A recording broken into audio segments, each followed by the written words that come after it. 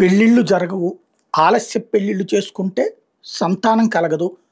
ఒకవేళ సంతానం కలిగే అవకాశం ఉన్నా ఒకళ్ళకి మించి వద్దు పోషించలేమనేటటువంటి ఒక మనస్తత్వం. వీటిటి కారణంగా వివిధ దేశాల్లో క్రమంగా జనాభా తరుగుదల నమోదవడం, యుక్త వయస్కులు తగ్గిపోవడం, దీంతో పనులు చేసేందుకు మనుషులు దొరక్కపోవడం, తద్వారా ఇప్పుడు యూరప్ దేశాలు మైగ్రెంట్స్ పాలసీ విషయంలో ఎందుకు చూసి చూడనట్టు పోతున్నాయి.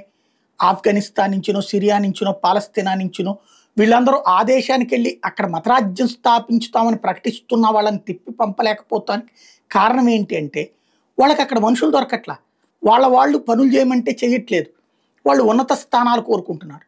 ఇట్లా ఇతర దేశాల నుండి వచ్చినటువంటి వాళ్ళకి ఇప్పుడు ఈ ఫిజికల్ వర్క్స్, శారీరక శ్రమ చేసేటటువంటి చోట్లను పనికొస్తున్నారు.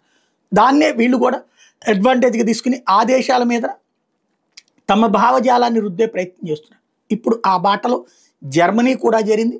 జర్మనీ మైగ్రెంట్స్ని పంపించడం కాకుండా వినియోగించుకునేటటువంటి దిశగానే అడుగులు వేస్తుంది.